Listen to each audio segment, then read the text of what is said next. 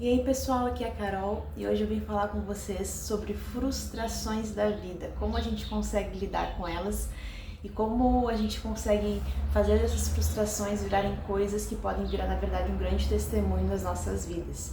Então é sobre frustração que eu quero falar com vocês hoje e eu quero usar um texto que está lá em 2 Reis, no capítulo 5. Na verdade, eu usei esse texto há algum tempinho atrás numa pregação que eu tive a oportunidade lá na minha igreja, e eu tinha desde já o desejo de fazer um vídeo sobre isso, né? Logo depois que eu preguei, eu achei que pudesse virar um vídeo e alcançar mais pessoas, então eu vim aqui gravar hoje para vocês sobre isso. Que diz o seguinte, eu não vou ler todo o capítulo, mas eu queria ler só o começo que fala sobre quem é esse personagem, né, de 2 Reis, do capítulo 5. E vai dizer assim: Naamã, comandante do exército do rei da Síria, era um homem respeitado e honrado pelo seu senhor, pois por meio dele o Senhor dera vitória à Síria. Mas esse grande guerreiro ficou leproso. Ora, tropas da Síria haviam atacado Israel e levado cativo uma menina, e esse é o segundo personagem desse assunto, tá? Eu sei que talvez você já conheça esse texto que fala sobre a cura de Naamã, mas eu quero falar agora com você sobre esses dois personagens, Naamã e a serva de Naamã, que aqui a Bíblia fala que era uma menina, né? Então talvez seja uma menina, uma adolescente. Então vai dizer ali no versículo 2, ora, as tropas da Síria haviam atacado Israel e levado cativo uma menina, que passou a servir a mulher de Naamã.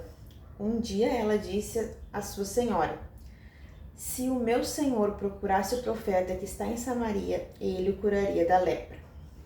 Eu vou ler somente esse trecho, depois se houver necessidade eu leio mais alguma parte aqui que se encaixe dentro do que a gente está falando. Mas assim, uma das coisas que Deus falou no meu coração quando eu li, antes mesmo de pregar sobre isso na igreja, ou qualquer coisa do tipo, que veio ao meu coração assim que eu estava lendo sobre isso, né? Geralmente, lendo a Bíblia, que o Senhor nos dá palavras e depois nós podemos compartilhar essas palavras. Então, quando eu li essa mensagem, essa passagem da Bíblia e senti que era Deus falando comigo, eu não sabia nem que eu ia pregar na minha igreja, não sabia de nada, mas quando surgiu a oportunidade eu vi que isso seria algo que poderia ser compartilhado com os meus irmãos e poderia ser algo compartilhado aqui com vocês também. Então essa história vai falar o quê? Vai falar de um homem, Naamã, um homem leproso, comandante de um grande exército, né? Ele era um homem respeitado, um homem que tinha ali seus títulos, seu reconhecimento.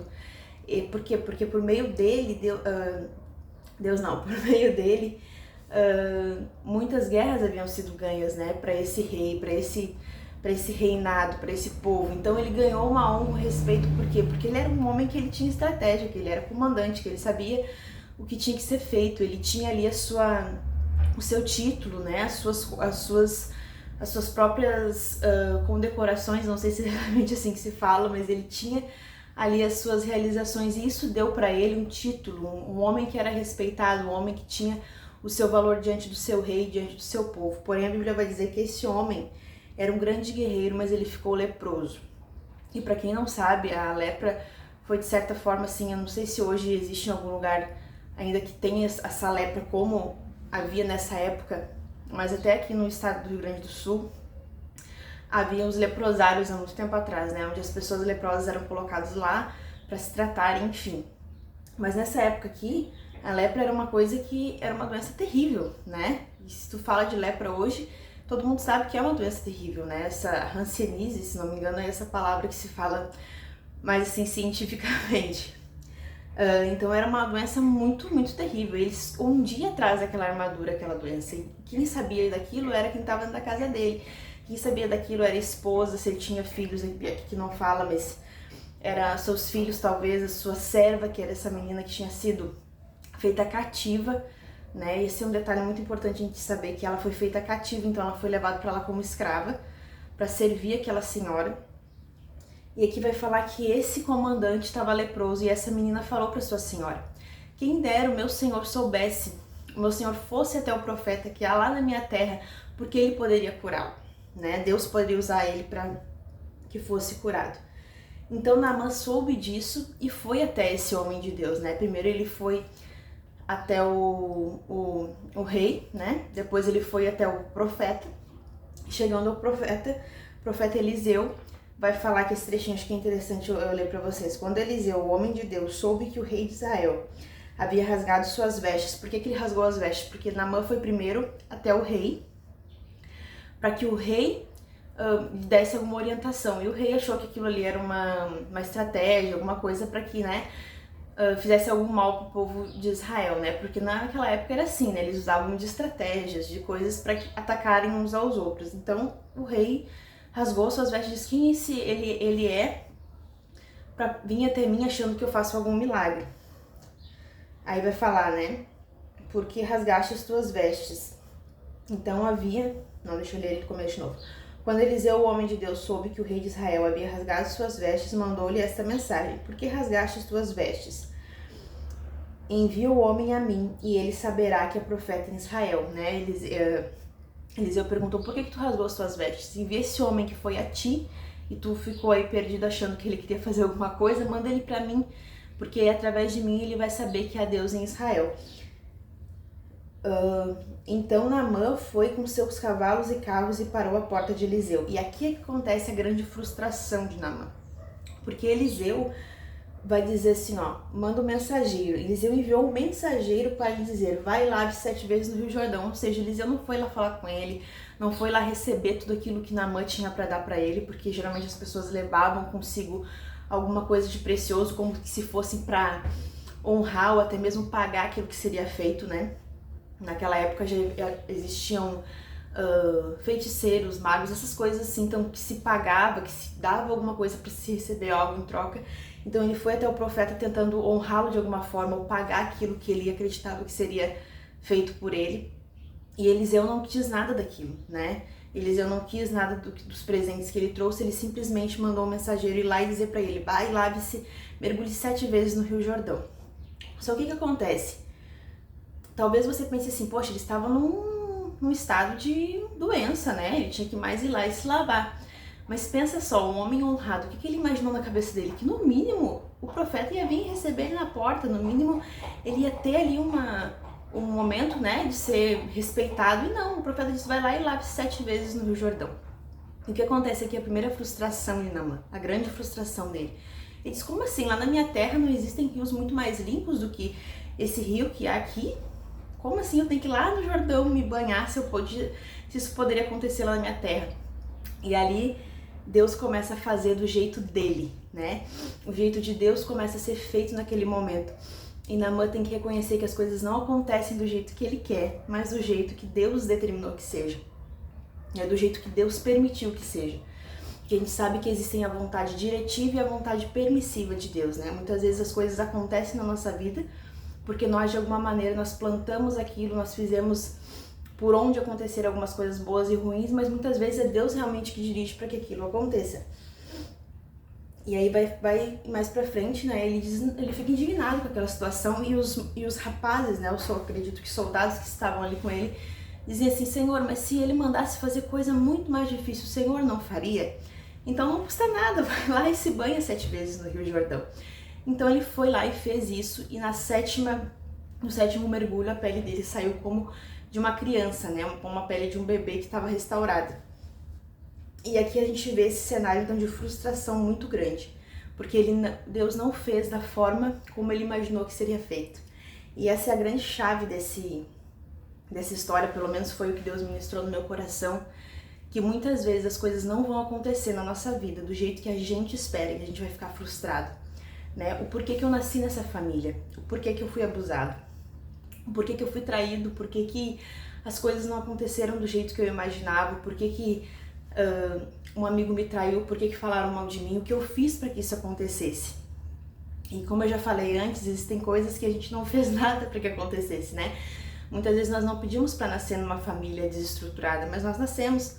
Muitas vezes nós somos crianças, e quando nós somos crianças nós fomos abusados, e aí ninguém pediu para ser abusado, ninguém pediu para ser abandonado pelos pais, ninguém pediu para ser rejeitado. Mas são coisas que muitas vezes Deus permite que aconteçam nas nossas vidas, para que através dessas coisas Ele possa também trabalhar em nós, né? E a gente tem aquela frase que a gente diz, né, que a gente ganha às vezes um limão. E desse limão a gente precisa saber fazer uma limonada. Mas aí você pode dizer pra mim, bom, mas pra você é fácil, talvez não foi você que perdeu um filho, ou um parente, ou alguém querido. Sim, talvez eu não entenda a sua dor, talvez a sua dor seja diferente da minha. Talvez existam dores em mim que você também não viveu. E talvez existam dores em você, certamente existem dores em você que eu também não vivi. Mas são vidas diferentes, testemunhos que serão dados diferentes, histórias que serão contadas por pessoas diferentes. Naamã certamente imaginava que ele não precisaria se humilhar dessa forma, se banhar no Rio Jordão, se banhar num rio de um outro povo, sendo que o profeta que mandou ele fazer isso nem foi o receber, mandou um mensageiro e nem quis os seus presentes. Imagina o tamanho da frustração e como ele se sentiu humilhado. Então talvez Deus queira também, além de frustrar e mostrar que era do jeito dele, mostrar que tudo que ele tinha não valia nada, porque o que ele precisava vinha de Deus, né? Muitas vezes nós estamos seguros nas nossas coisas, no nosso orgulho, nas nossas finanças, naquilo que nós temos, e Deus nos frustra. Deus muitas vezes permite que nós percamos tudo, que nós tenhamos somente se segurar nele, porque Naamã tinha tudo, mas ele tinha uma doença e ele não tinha cura para aquela doença dele, né? E eu falei para vocês também que tinha um outro personagem aqui, que agora eu me lembrei de falar, que é aquela menina, né? A menina que foi ser serva de Naamã na casa dele. E o interessante é que essa menina, uma coisa que eu achei muito interessante, é que essa menina foi quem Deus usou para despertar essa curiosidade, essa vontade que Naamã teria de ir até um lugar para que fosse curado. E essa menina fala, lá no começo eu citei, né? Ah, se o meu Senhor soubesse do profeta que há na minha terra, né? Ela vai dizer assim, ó.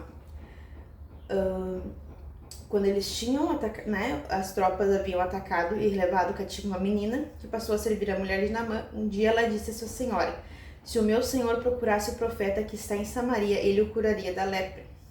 Ou seja, que está em Samaria, que está, né, entre o meu povo, ele o curaria, porque ela sabia que havia um profeta em Israel. E essa menina poderia desejar que aquele homem morresse do jeito que ele estava, né, que morra porque me fez mal, porque certamente, não posso aqui afirmar porque a Bíblia não fala isso, mas era muito comum, quando as pessoas eram capturadas e levadas cativas, as mulheres serem violentadas, né? As pessoas serem mortas, os homens serem mortos, crianças serem levadas cativas. Então provavelmente ela perdeu a família dela.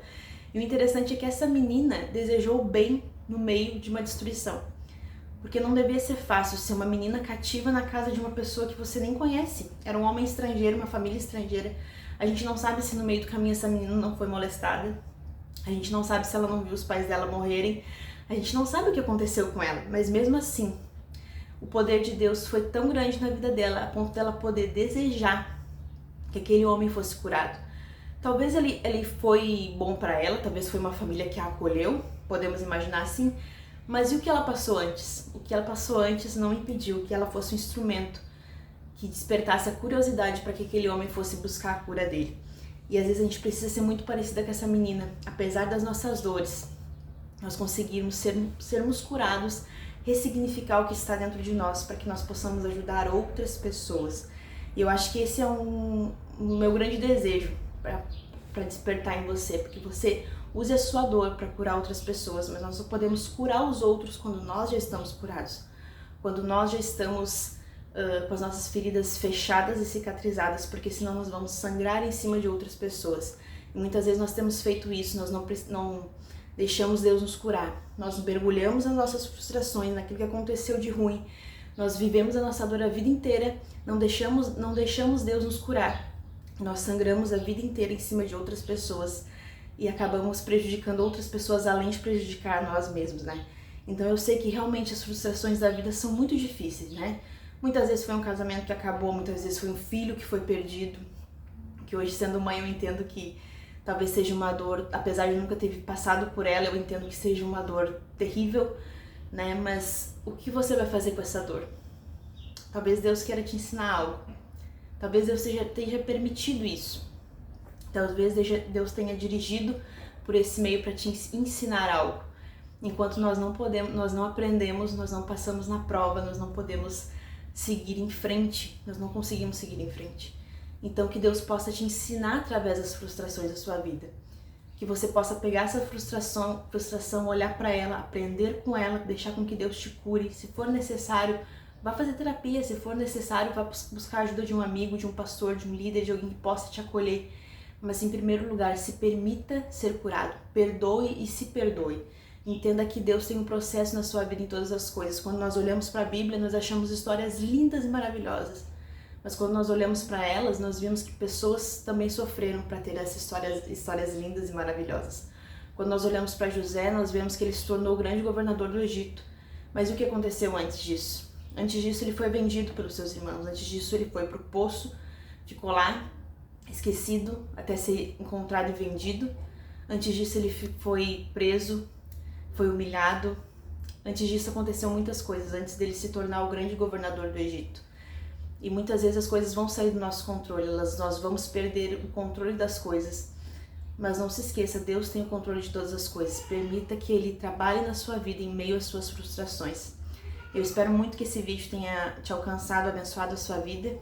Eu quero te pedir que, se você não é inscrito, se inscreva aqui no canal e ative os sininhos para receber as notificações de outros vídeos que a gente vai fazer ainda aqui para vocês. Tá bom? Não esquece de deixar o like nesse vídeo. Eu espero muito que Deus tenha ministrado no seu coração e que você entenda que frustrações também nos ensinam a viver, nos ensinam a confiar em Deus e nos ensinam que Ele é soberano sobre todas as coisas e que a nossa vida está à disposição dEle para que Ele faça em nós segundo o seu querer e para que a nossa vida seja um instrumento para glorificar o nome dEle. Tá bom? Eu espero que esse vídeo tenha abençoado você e eu te espero no nosso próximo vídeo. Tchau, tchau!